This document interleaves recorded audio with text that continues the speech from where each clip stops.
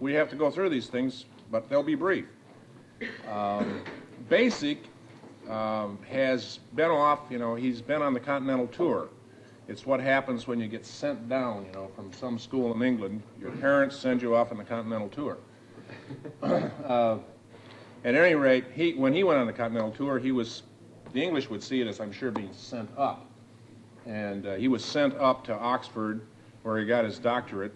And while he was there, he was personally tutored by perhaps my favorite theologian, a man by the name of Macquarie, whom I think is a wonderful theologian. And then, as though that were not enough to study directly under one of the world's great theologians, he went off to Germany or somewhere, where they think they have theologians as well, and he studied personally again under Karl Rahner. The only thing I hold against Bacik is that he likes Rahner better than he likes Macquarie, and I don't understand that. But then I'm an Anglican, you see. So at any rate, he has, as you all know, great skill and ability to put together the kinds of things that are going on with people's lives and wire those together with a very comprehensive understanding of the Christian faith. And with that, I give you Father James Bacik.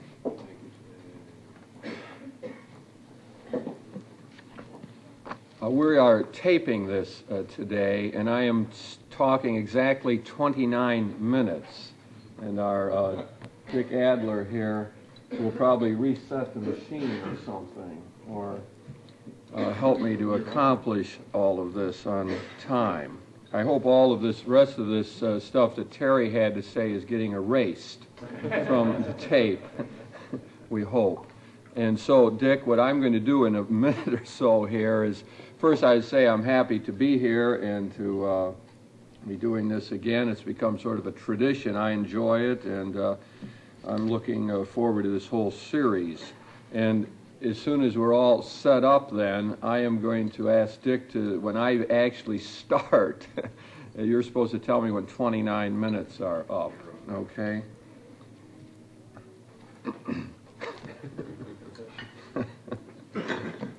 Well, I want to welcome all of you to this series of talks on the topic of conversion.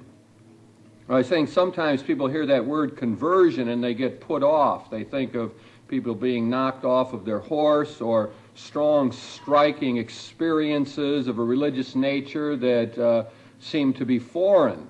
But I want to use this topic of conversation to help us to explore something about our own lives, to look more deeply at who we are and where we fit. I see it as a way of systematically analyzing our own progress in the spiritual life. Spirituality is important to us. Spirituality has to do with becoming more fully human, with being in touch with the deepest sources of our energy and strength, of tapping into the spirit that resides in the very center of our being. And my feeling is that if we are going to grow as human beings, become better Christians, more mature people, we often have to work at it rather carefully and systematically. So all the things that I'm going to say about the question of conversion have to do with helping us to do that in a really better fashion.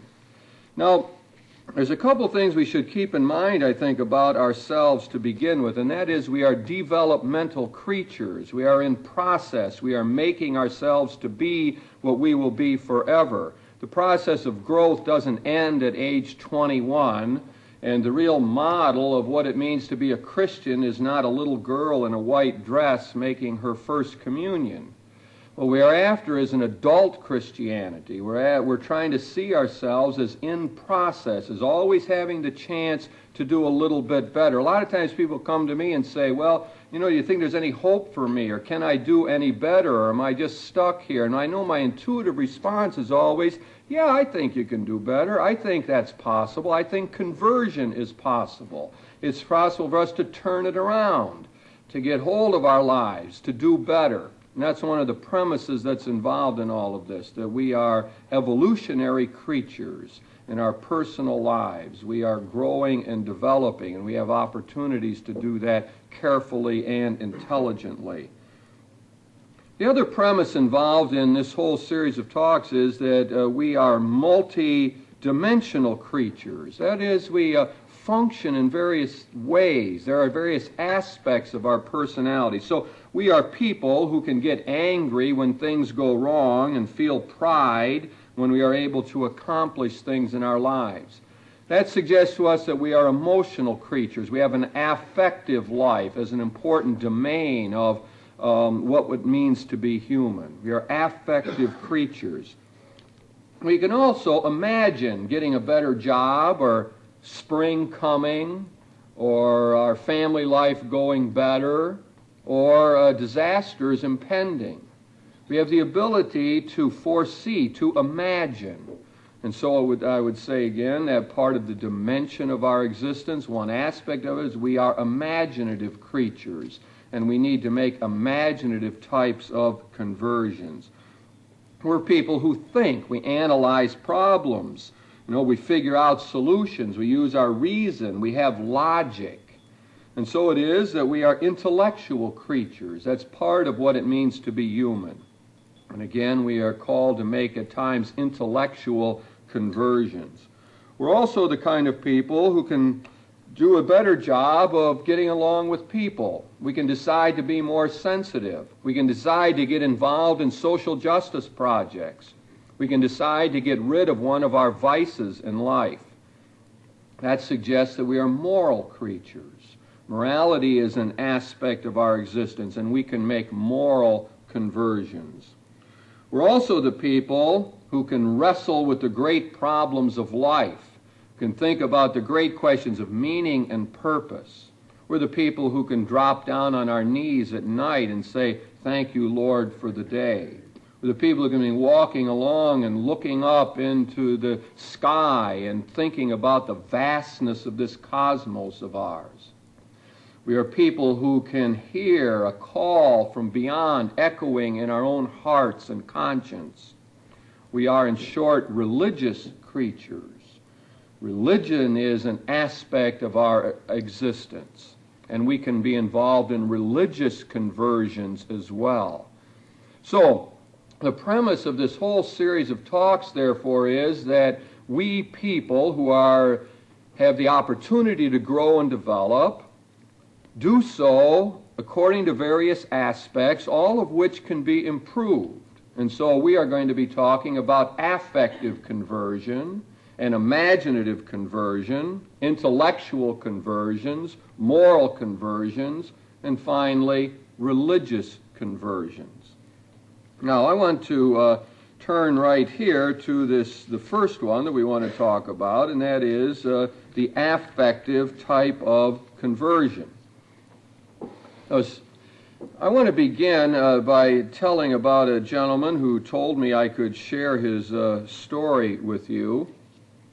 I always disguise my stories a bit. I mean, people understand that, I think. But this gentleman said that he didn't really care. We'll call him Bill.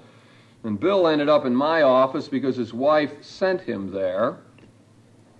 And his wife was not happy with the whole thing that was going on in their life. She was not happy with their communication. She felt that somehow he had sort of died inside of himself. She was not at all pleased with the way he was relating to his children. His teenage son is one good example, and the younger daughters as well. So Bill ends up in my office, and we begin to talk about all of this. And he describes for me his life, the way it's going on, and he tells me that he's just sort of blocked, that he doesn't have a whole lot of feeling going on in his life. He finds it hard to be in touch with his emotions. He finds it very, very difficult to say anything to his wife, really, about how he feels about her.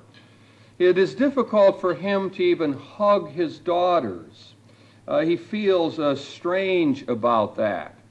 He had a horrible time trying to explain sexuality to his teenage son. That was one of the great traumas of his life.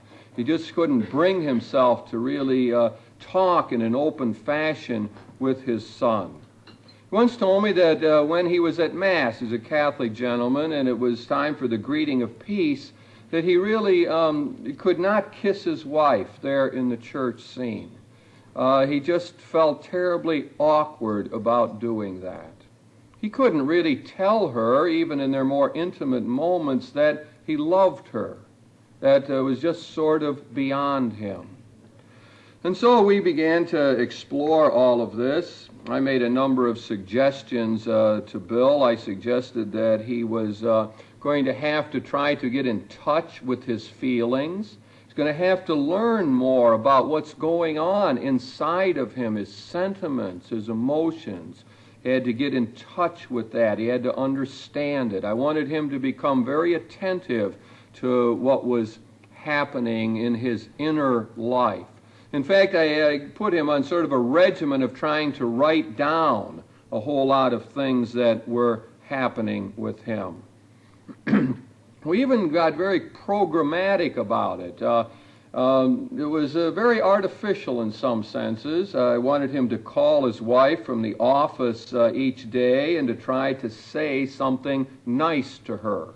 Something about their relationship or what was going on. Not a business matter, but just something that was more endearing and of a more intimate character. I wanted him to force himself to begin to talk, first of all, with his daughters, to set aside a period of time when he would really sit down with them and discuss and try to understand what was going on with them. I suggested that their prayer time together at Mass was really important to them, and he should be attentive to what he was feeling when he was there with the family.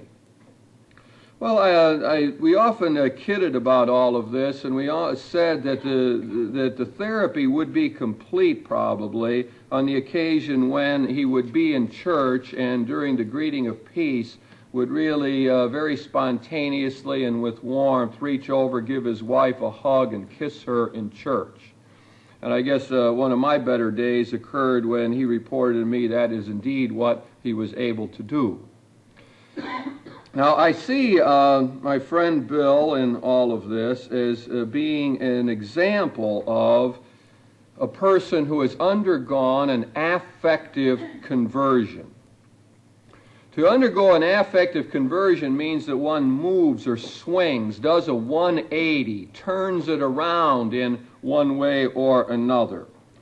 To be unconverted and affectively means that we repress our emotions, that we're not even aware of what we feel, just sort of out of touch with all of that. That we're maybe even uninterested in what we feel. We are logical, cerebral people and don't really care what our emotions are all about. No, to be unconverted means that we are the prey to demons, that there's things in our unconscious that come forward to strike us, and we're in strange moods that we don't understand, that we're not able to handle things as they come up, that many of our emotions seem inappropriate, out of sync. To be in an unconverted state means that we are subject to self-deception, that we have little guidance to know what to do about what is wrong in our lives, so that if we get depressed, we have no sense of how we might try to come out of all of that.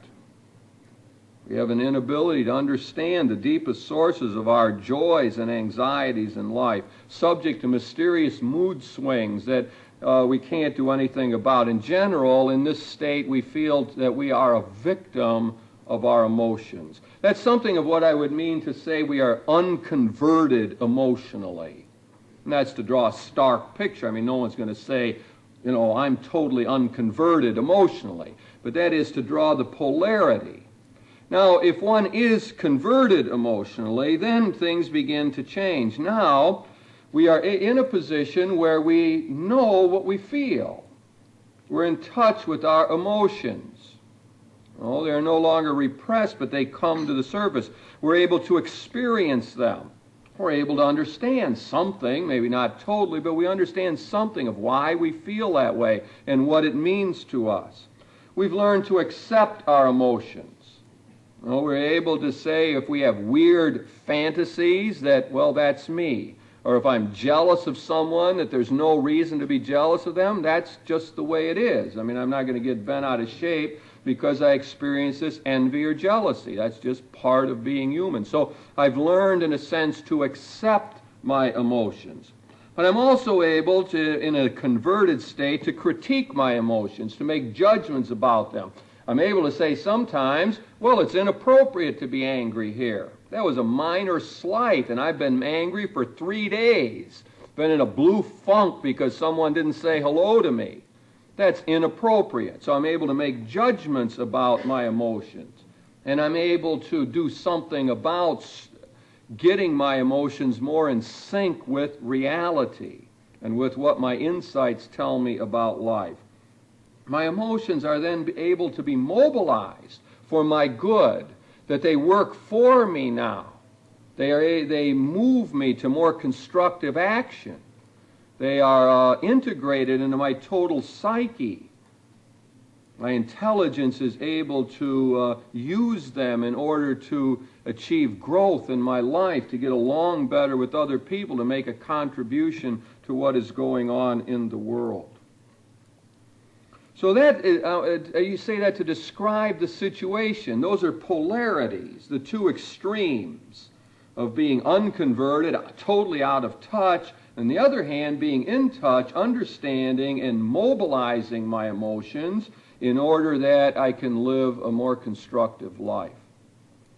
I think we need to look more closely at these feelings and what they are all about, because they are our important inner experiences. You know, they give us our initial response to life. I'm trying to point out now how important our emotions are. This is like what we would say to Bill when he first comes into me and says, well, I'm not interested in all this. You know, I'm a businessman. I got things to do and so on. And here my wife wants me to be in touch with all this feeling level. You know, well, that sounds weird to me. So first thing I got to do is to tell Bill that this is important.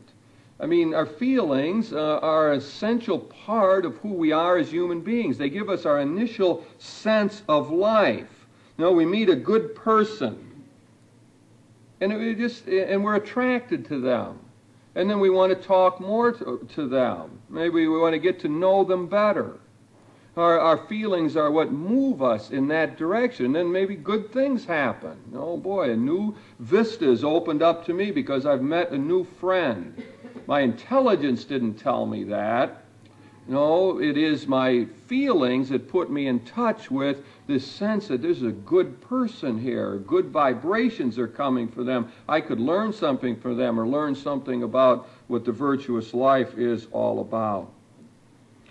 Further, our emotions are valuable to us because they help focus our thinking and our acting. They often galvanize us to get into action, move us to do good things. For example, there's some people who have a strong fear and revulsion about the nuclear holocaust, the possibility that we could destroy ourselves. There's some people fearful of that and very distressed with this ominous threat that hangs over the human race right now.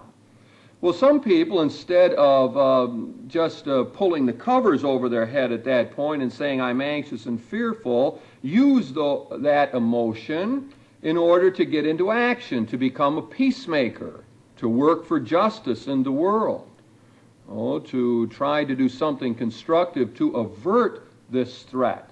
So what has happened is, for many people, this fear of the nuclear holocaust has kept them in action over the years to work for peace, even though there doesn't seem to be much progress or we're not getting any place with all of that.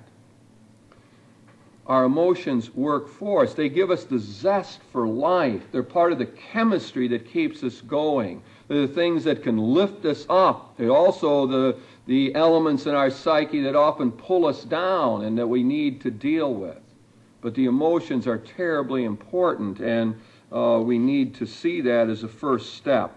As I spent a lot of time with Bill trying to get him to see that he was an emotional creature, and that if he got more in touch with his emotions and could manage them better, that he was going to be a more effective human being. He's going to be a better father to his daughter. He's going to get along better with his wife. He might even be able to talk better with his son someday. All of that if he would work along this line. Now, I tried to give Bill a good deal of advice, and I think you could take the kind of advice that I give along this line and divide it into two things. One is we need to gain insight into our emotions, and two, we need to learn how to express them constructively. Two things that I believe are involved in becoming a converted person emotionally. I told Bill that I thought it was important for him to be very honest about his feelings, that he would not fake anything with his wife, that he wouldn't pretend that he felt more than he really did. He had to be honest. If he was not getting along well, if there was something wrong, he should say it. If he was angry, he should get that out. If other things, if he was feeling joyful and happy, he should try to express it. No dishonesty. Because he was so out of touch, he had to find his way really to make all of this work. I suggested to him that it was very important that he feel new emotions at any given point and not remembered ones. Well, one of the problems with emotions is that we often at the very beginning think we know what we feel, and it is in a given situation where we really don't feel that at all. I notice that in getting up and giving talks. Now, I might feel tension now in my neck and shoulders, even though I'm not terribly nervous at this moment. No, but it's like a remembered response from other occasions when I would be giving talks. And it seems important to be able to distinguish that out, to be in touch with the emotion one is really feeling at any given moment. And also, I told Bill it was important for him to feel what was he really felt and not what he was supposed to feel. In other words, his wife wanted him to be a lot more emotionally involved in their lovemaking. You know, and it became a question again of not just trying to feel that way because she wanted that, but to see what would really happen to him when he was relating to her in some sort of honest and open way. So you see a lot of ways, and I'm trying to tell him, in other words, there's a lot of ways in which one would fail to get in touch with emotions, or what we're really feeling at a given moment.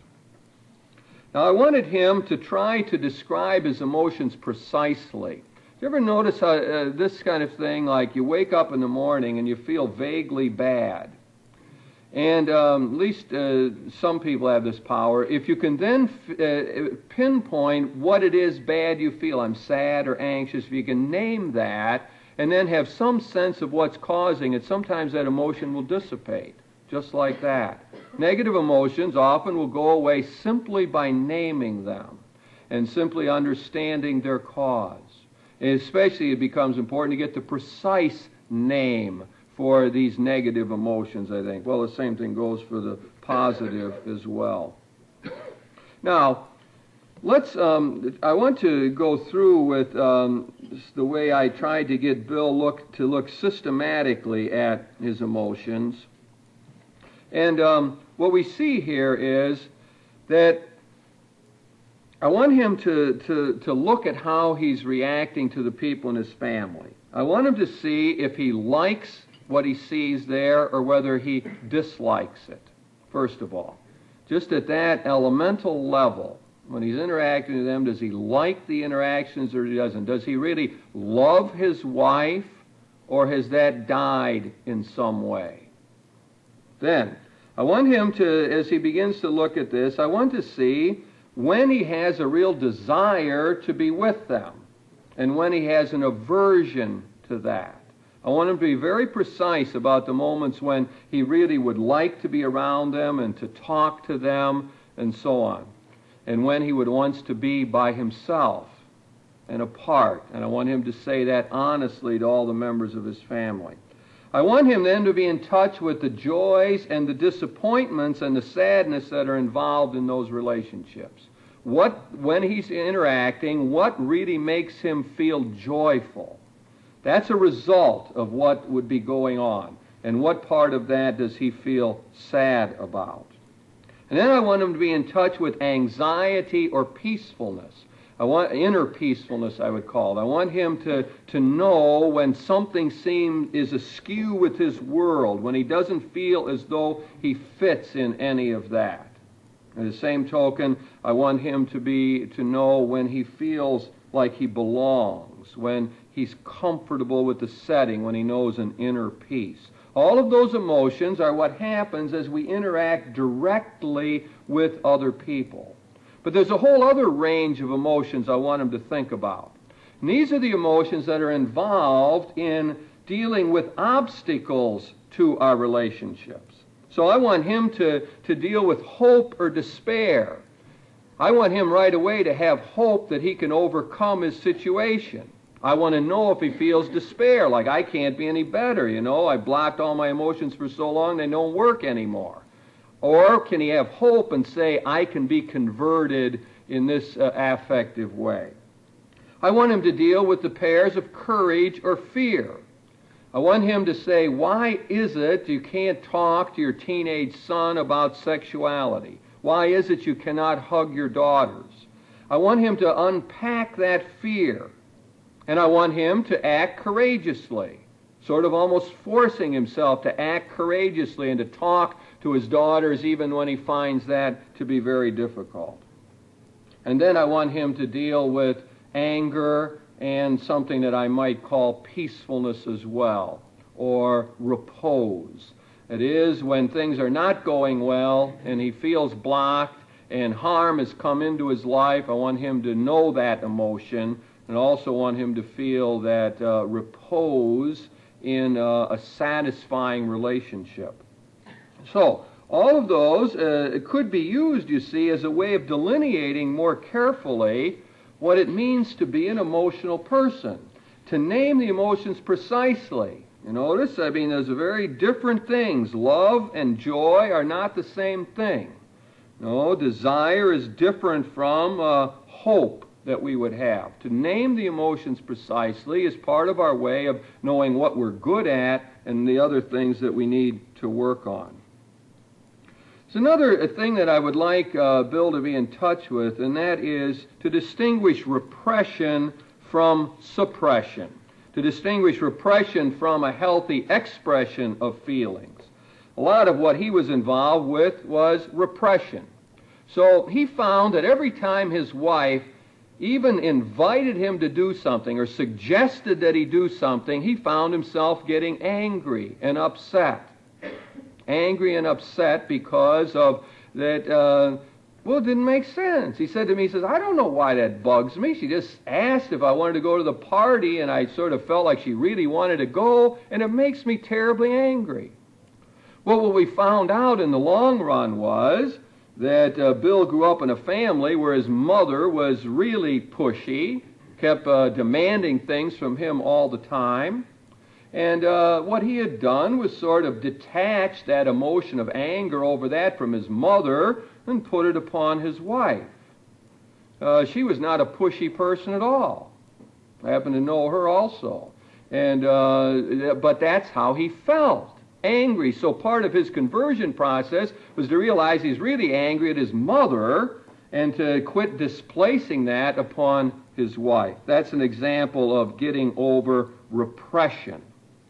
On the other hand, what I want him to be in touch with is the positive possibilities of suppressing emotions, to use some of the classical terminology. That is, that it's not always a matter of just saying everything we feel. Sometimes he would be upset with his wife, and it would be a lot more prudent not to tell her.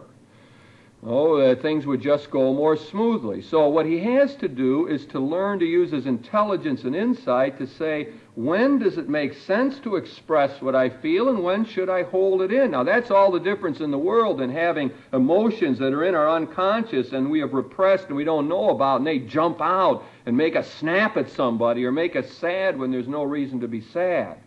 When I know what I'm doing, it's all the difference in the world. I'm angry at you right now, but I'm not going to say anything because it's not going to be constructive, and I'll get over it before long, and things will just go a lot more smoothly if I keep my mouth shut. So, I think this distinction here between repression and suppression helps a lot in this conversion process.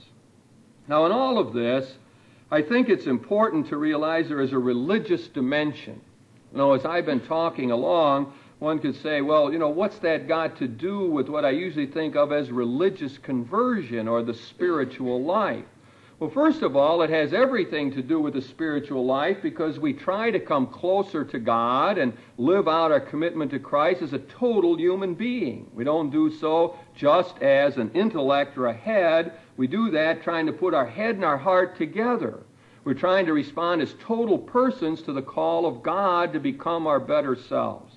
So, of course, there's already a spiritual dimension built into all of that.